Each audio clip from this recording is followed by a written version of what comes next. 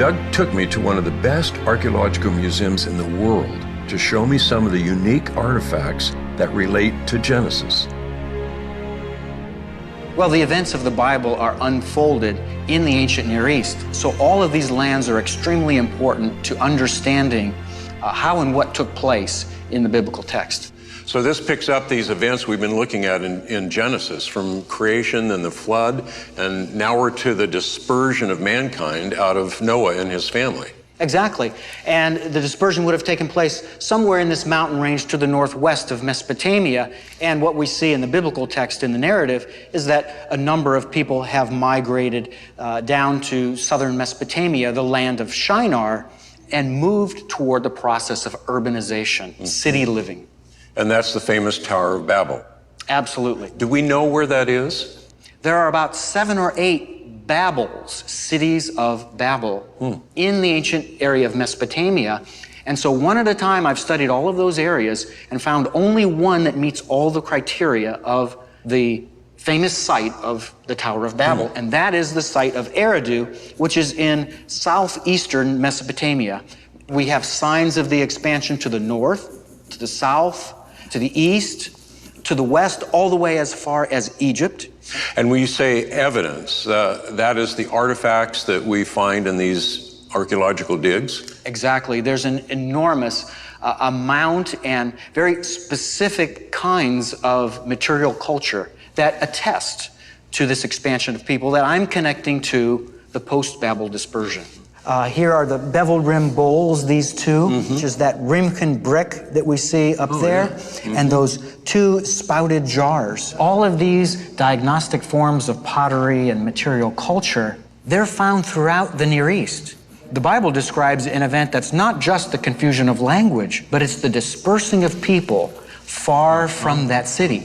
And because we see language or the written expression of language just pop up out of nowhere, and then different languages being represented through cuneiform script or through hieroglyphic script or other means.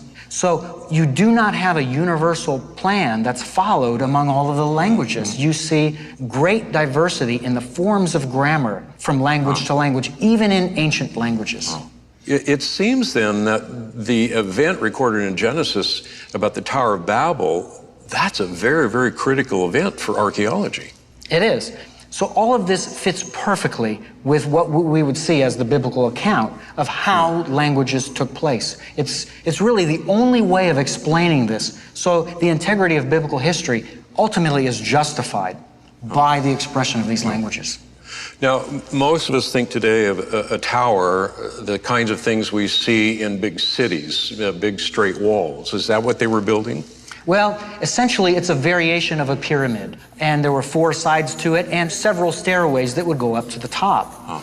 At Eridu, we have a temple that existed in 18 different phases. And in every phase, it grew in its size and its complexity. And that final temple, that final phase of the temple, it was abandoned immediately, right at the time of the late Uruk expansion. Catacorner to the temple was an absolutely enormous platform. Do you think that could be the foundation of the Tower of Babel? Absolutely, and I would suggest to you that this late Uruk expansion, where this technology began, was something that spread with the people. We find forms of these ziggurats all around the globe. We find them in China, we find them in India, we find them in various parts of the Americas. We find them all over. Well, obviously we have evidence here of civilization and people beginning to gather together in communities, even cities. Do we have any other evidence of that? Absolutely. We can move forward to the time of Abraham because we know that Abraham lived at the site of Ur, which was also in southern Mesopotamia, at the end of the 3rd millennium BC. That brings us to the end of Genesis chapter 11. Exactly. In fact, you see some pottery, some cuneiform tablets, all dating to the period of the 3rd dynasty of Ur. It's amazing just as we're sitting here thinking about that, thinking about Abraham and that this represents the culture and the civilization that he lived in. It's a great tie to that record in Genesis 4. It is fascinating, and it gives you a feeling of putting your hands around the events that go on in the biblical text.